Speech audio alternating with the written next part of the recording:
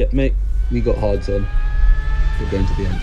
Every good story has to come to an end, and every mid story has to come to an end too. And this was probably more mid than good, but I'm talking about this season as a whole, not just this race. My energy is not crazily high right now because this is the second time I'm doing this, and I really hate that. So if I listen to this back and I have to do this for a third time, I don't even want to imagine what kind of state I'm going to be in for that. That's going to be fucked because I know everything I'm about to say, every point, every recap, and I can hear my dog who's about to scratch on the door. Oh, you fucker. The dog's here now, great. So yeah, Abu Dhabi, Abu Dhabu. Look, one thing I will say is I would appreciate if we maybe can. I know logistically I'm not the one who has to deal with that, so it's easy for me to say. But did the races have to be in basically the same order every year? I would appreciate if some years the final track was Silverstone, Spa, Austria, Brazil, just random shit, random. Not the fucking World Cup final, the Champions League final wasn't in the same stadium every year. That's obviously logistically a lot easier, but still, each club has their own thing. Liverpool that night in Istanbul, when history was made. Chelsea that night in Munich, in their own back garden. This year, if anything big happens on the final track of the season, it's always the night in Abu Dhabi, and it's like, why can't it be different? Why can't? And it'd help create more history into the streets of more tracks, because at the moment it's like, oh, these streets are the ones, but it's like, if say one year France was the final race of the year and everyone's like, oh, it's the stinker, but there's a lot on the line and it becomes this crazy race and it adds a bit more excitement to the track that is France. And then say like the best race ever happens and it's like deciding a title and it happened on the French track, it would elevate that track so much more. I don't know why I'm doing this now. I should probably save this.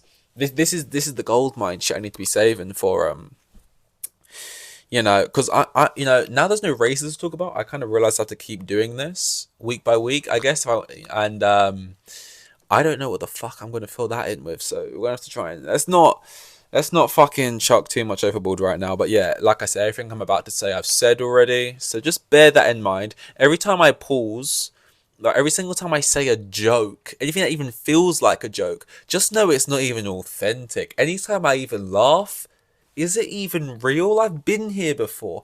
This is Groundhog Day and I'm just starting, which is kind of the worst part, because in Groundhog Day, Bill Murray gets to like a certain point where he starts to feel like he's a god. He starts to feel like, oh, this is my life now, and he kind of ascends beyond the insanity, or maybe leans into it.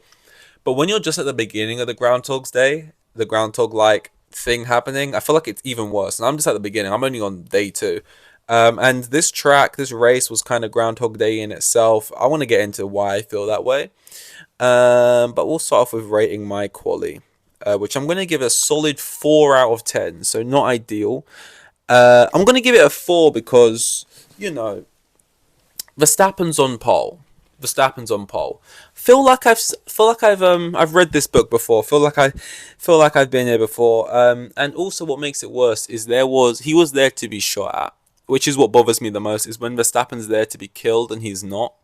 This week, the man with the rifle in his hand was Lando Norris, who once again fucks up. And I like Lando a lot. He's probably one of my favourite drivers. But when I see, the super fans on Twitter defend him, because he's always really hard on himself in the races, in the interviews after he fucks up, right? Why am I so shit? I've thrown away another weekend. And it's true. You have thrown away another one. Be hard on yourself. I actually like it when I see drivers hard on themselves, because it makes me know they care. Reminds me they care. Because sometimes it's all fucking sunflowers, rainbows, daisies after they have a great weekend, and it's these little like grill the grids and everyone's joking around and that. And it's like, it's all well and good for some Twitter moments. But I need to know they definitely got the dog in them, and I need to know, that this matters to them. Because if I don't know that this matters to them, how can it matter to me? You know what I'm trying to say? So yeah, he was there to be shot. He wasn't. Back to normal Perez, sort of, qualifying back there so he can drive through and make himself look like a god. And it was the same front row. Again, Groundhog Day. I feel like I've been here before. Leclerc on P2 and Verstappen P1, and Verstappen's going to go into T1 basically unchallenged and basically win the race from lap 1. Yeah, and I'm not saying that's a Leclerc thing. That's everyone. He's undeniable, unstoppable. He's Max Verstappen. And there ain't no stopping Max Verstappen, as we heard Crofty beautifully say. So yeah, I'm thinking a 4 out of 10 for that race quali. And also, I'm not gonna lie, I'm a biased guy. You know, if drivers I like haven't qualified that well, I'm not gonna sit here and pretend like I'm not gonna give the quali a bad quali, even if it was one of the best qualies in history. It could be one of the best qualies in history, but if it ends with Ocon on P1, I'm giving it a 2 maximum. Maximum Verstappenum. Race rundown. I haven't got much to say on this race. I really don't. I just feel like it's a mid-track. It's a mid-track that usually will excel or offer up exciting races. And this is what I'm trying to say about the race order thing, is purely because it's last. Max v Lewis, when it comes down to that controversial win, some would say, a lot of people maybe, a lot of the drivers actually, because it's the final race, they're going into it basically on the same points, and it's the decider. A lot of times you might be coming into this race with things to decide. Each time they try and cook up some narrative about this midfield team fighting with this midfield team for some midfield position, and they're trying to convince you that it's some huge thing.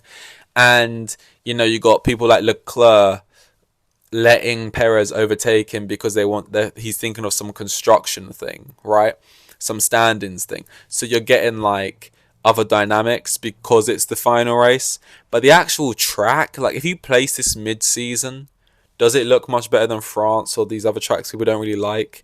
I don't know. You know, my heart crack, my soul dies when I watch every single one of these races and Verstappen's on P1 and he drives and then goes into the first turn, and he's not been overtaken. Because even if he did get overtaken, I know the biggest possibility, we've seen Lando do it in Silverstone, right? And then he's overtaken like 5 laps later. It just extends the hope. And like, it would even be nice just to see him crash out. I'm surprised, even out of just like frustration, no one has just like crashed out Verstappen this year. And I've said this before. Not only has Verstappen is Verstappen arguably the best driver on the grid at the moment. He's in the quickest car with the team who performs the best pit stops for him. Not one pit stop mistake. It feels like all season that was like ended in him losing much, right? His car is built the best in terms of it never just breaks down or like stops for no fault of his own, but just breaks. You know, apparently he completed every single lap that was available this season. Only driver to do that. And on top of that, no one, like, he's never been, and I know you're kind of out of the trouble when you're at the front, but he's never just been subject to a rogue tyre or like someone crashing in the side of him or just sort of, you know. And don't get me wrong, George Russell has tried, but like the fact that no one has even just like got him to not win or DNF a race just out of just like shithousery alone, like to evade all of that on top of just like being talented and having a fast car, it's just like, I don't know if it's luck, you make your own luck, I guess, but or if it's just like, I don't know what the other options are here. It's either tinfoil hat time or we're saying it's a higher power looking out for Verstappen. I don't know, but it's crazy. And I died when, you know, I saw him go into that corner because I knew what race he was in for. You know, I was no different to Carlos Sainz today. I was sitting there, you know, 100 yards there or whatever, praying for a safety car, basically. Just something, a red flag, something like that. Again, that's another reason why you might see a track like this be exciting. Big old crash, red flag, stuff like that. But I don't know, man. I don't know. It was a little bit fun around the pit stops. You know, when I was pitting, you know, the commentators are trying their best to convince me that they're gonna have an impact on the overall race. And yeah, the undercut was pretty strong. We saw that. But you know, it got close a couple times. But ultimately, you know, it was whatever. And ultimately, if we look at Quali, Verstappen, Leclerc, Piastri, Russell, Norris, Tsunoda, Alonso, Hülkenberg, Perez, Gasly was the top 10. And 4 of the top 10 finished exactly where they started by the end of the race. Verstappen finished P1, Leclerc started and finished P2, Norris started and finished P5, and Alonso started and finished P7. I don't know how that compares to other tracks, how often that is, but I feel like 4 out of the top 10, and the other drivers who didn't finish exactly where they started, I mean, Russell was only 1 off, Tsunoda was 2 off, Hamilton was 2 off. It was just a very minimal impact track.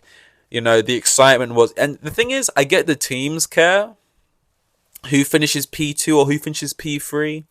I know the teams care who finishes P5 and who finishes P6. But I don't care.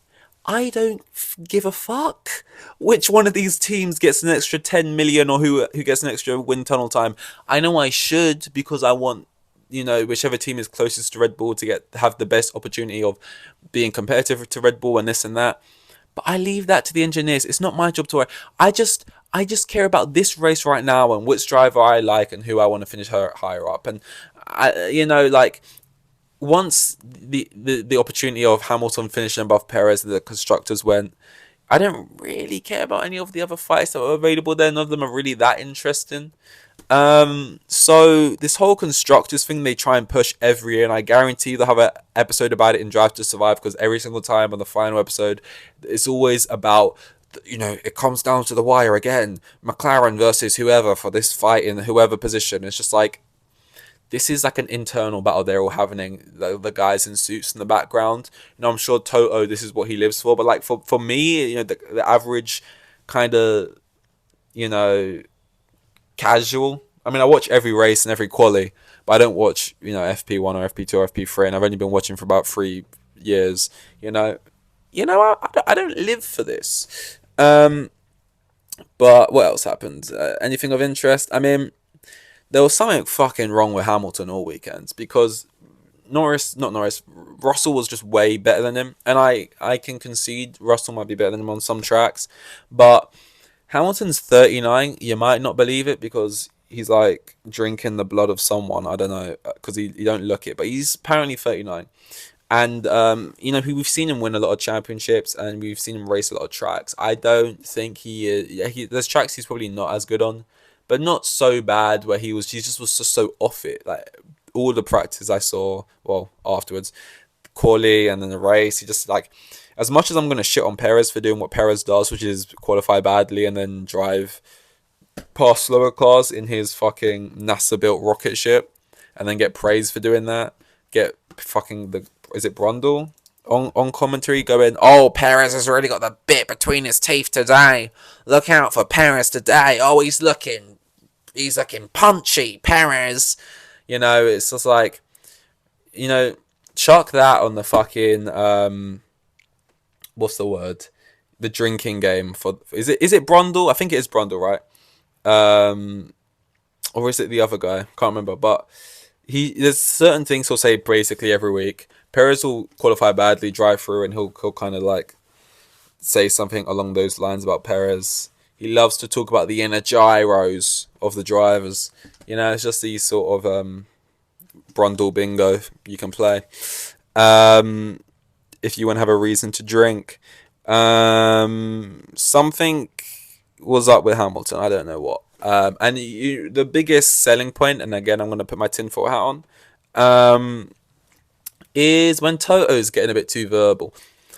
When Toto gets a bit verbal, he starts giving it lippy on the radios a little bit too much. In the interviews, like, Lewis doesn't deserve to drive this car. This shitbox car, we're so shit. Oh, we should just fucking die. We can't even do our jobs for Lewis. Lewis is so good and we're so shit. It's not Lewis's fault. It's like, right, you know what I mean? And today, I don't know is it Bono? I don't know if his guy, his engineer, who's meant to give him, because Toto ain't no fucking engineer, but like his guy who gives him the stuff and the help and shit, he was nowhere to be heard. Russell had his guy, but it was Toto piping up, and not with help, not with do this into turn 3 or doing this too much or pushing too much here. Conservative is there, push now, box this, we're gonna do this thing instead, plan this, plan that. he was getting on the radio to effectively be a cheerleader, be like, you know, oh, Hamilton, you was second quickest last lap. Well done. Hamilton, you was the fastest out there last lap. Oh my god, you're so quick, Lewis. Wow.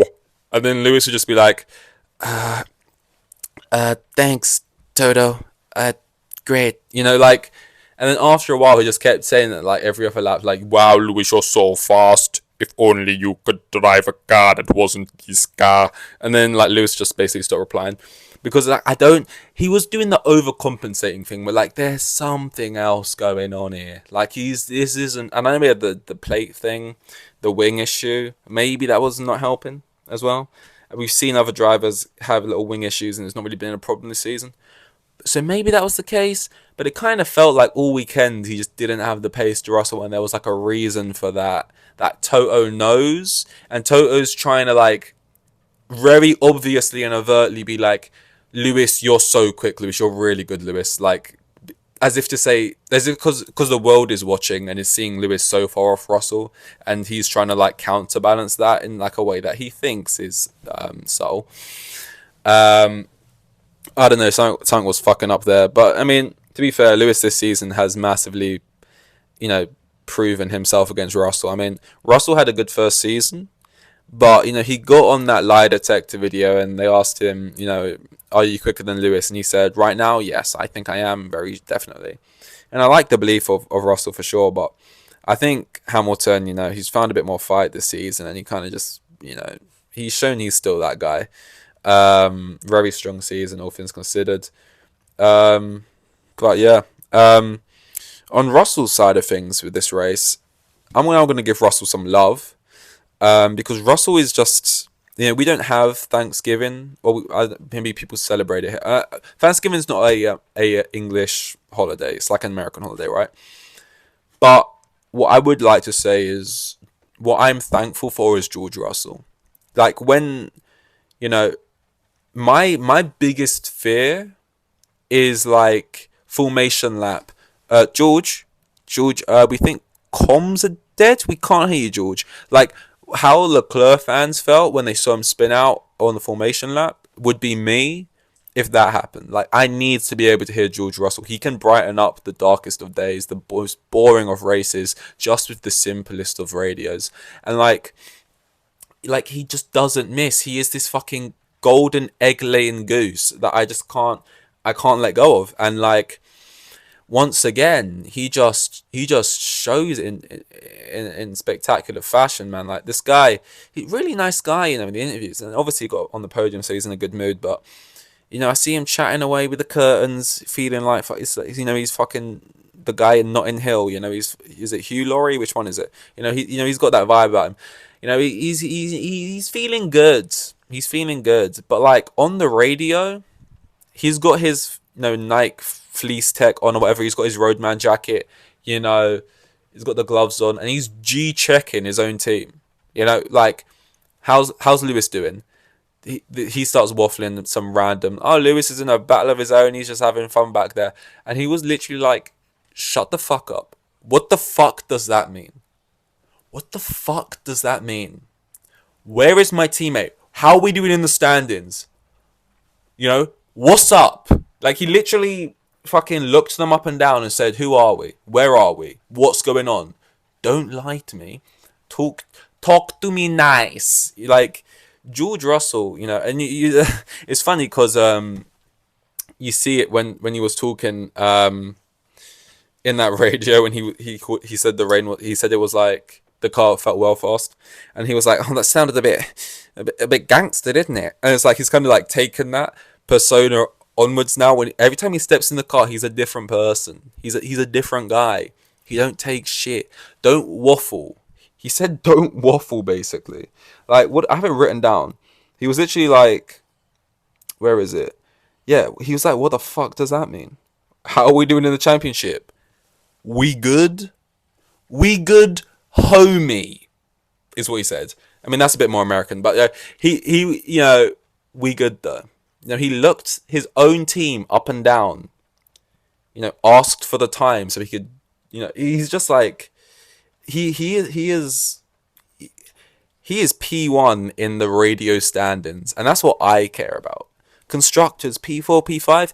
Who's P1 in the radio stand-ins? Because honestly, if you look at the season from that perspective, it's been electric.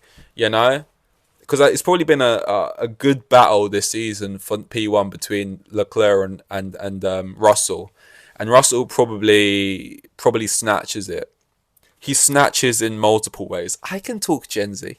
But yeah, he probably snatches it for that award with his radios in that final race, where he basically just said, "Shut the fuck up, stop waffling, and give it to me straight." And yeah, what can I say?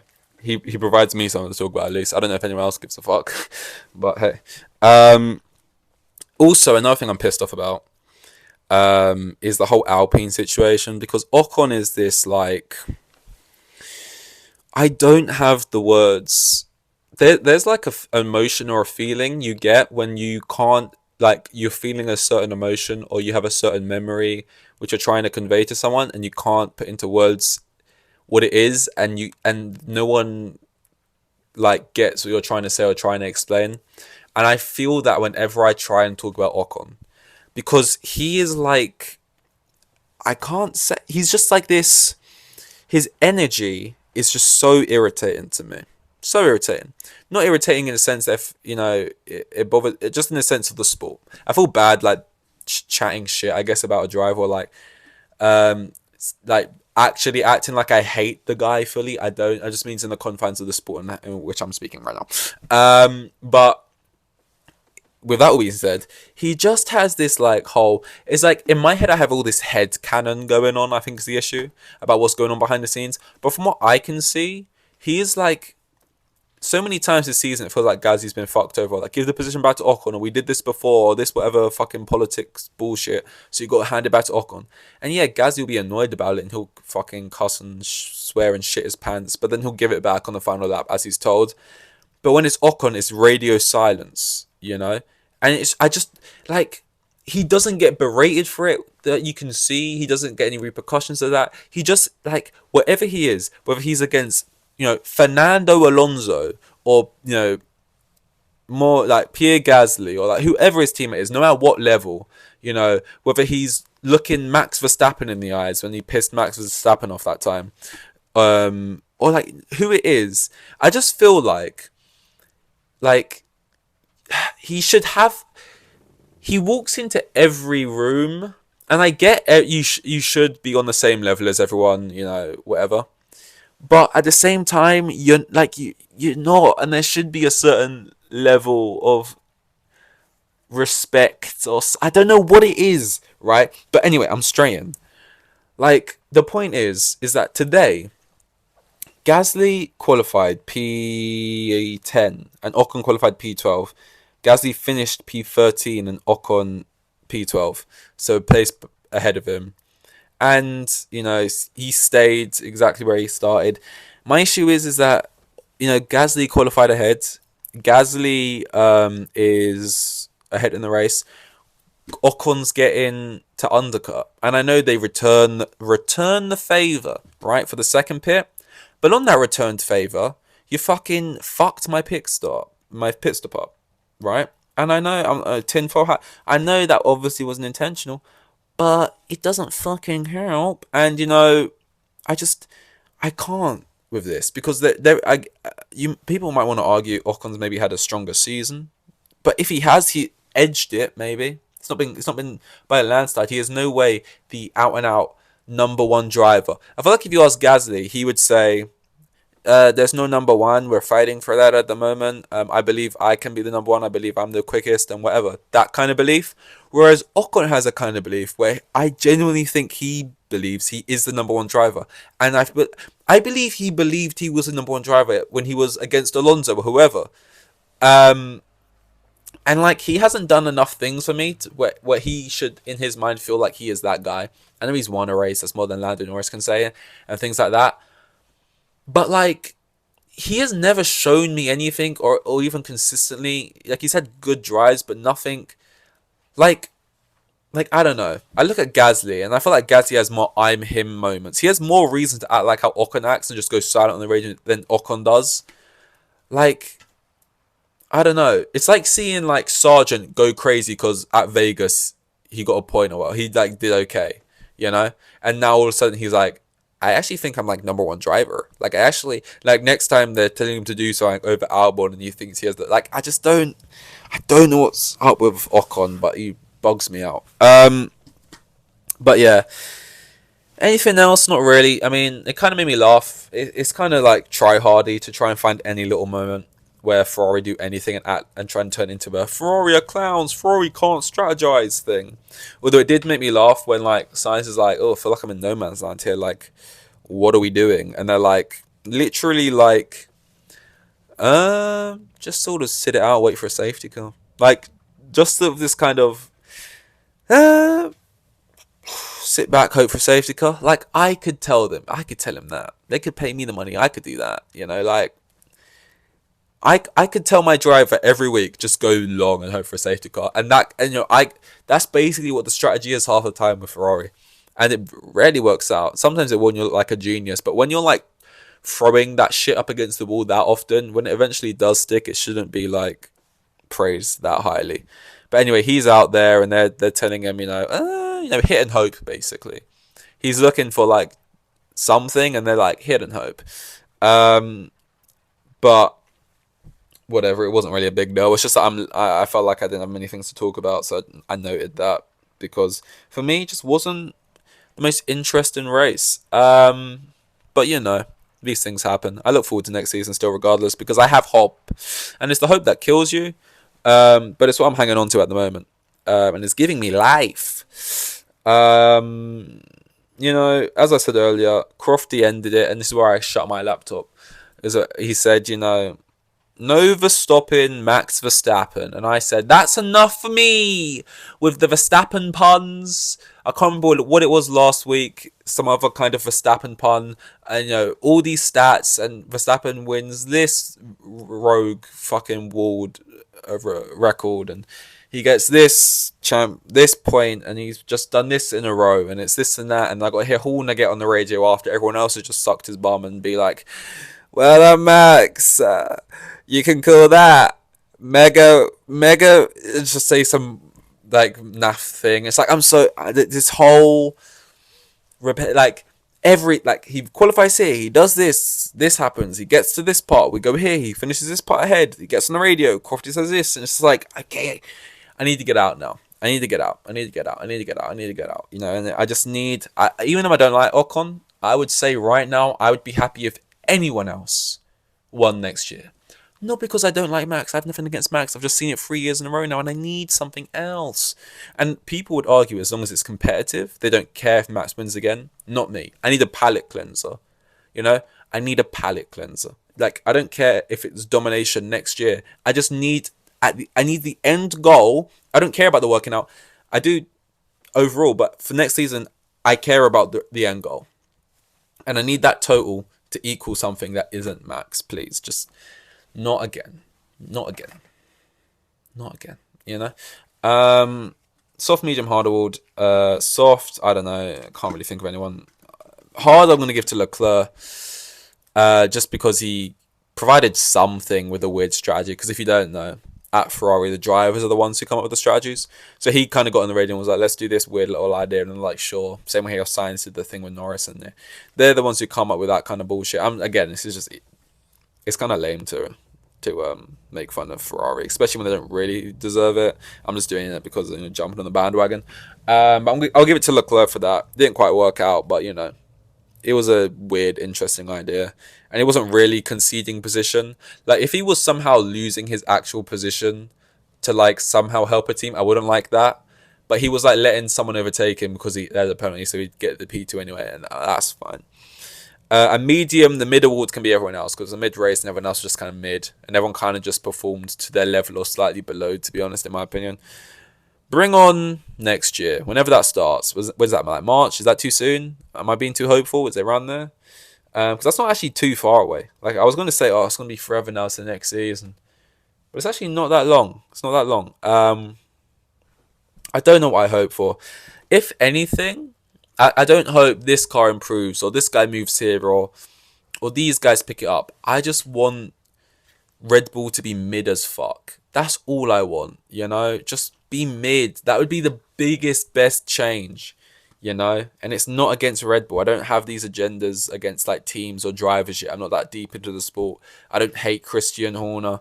I don't hate Red Bull. If anything, I hate Toto. But, you know, I just, you know, speaking of Toto, I want change, you know? I don't want to be in Kansas anymore. You know, I want something different, something fresh. And yeah, we'll see. This is hard on. We've had hard on.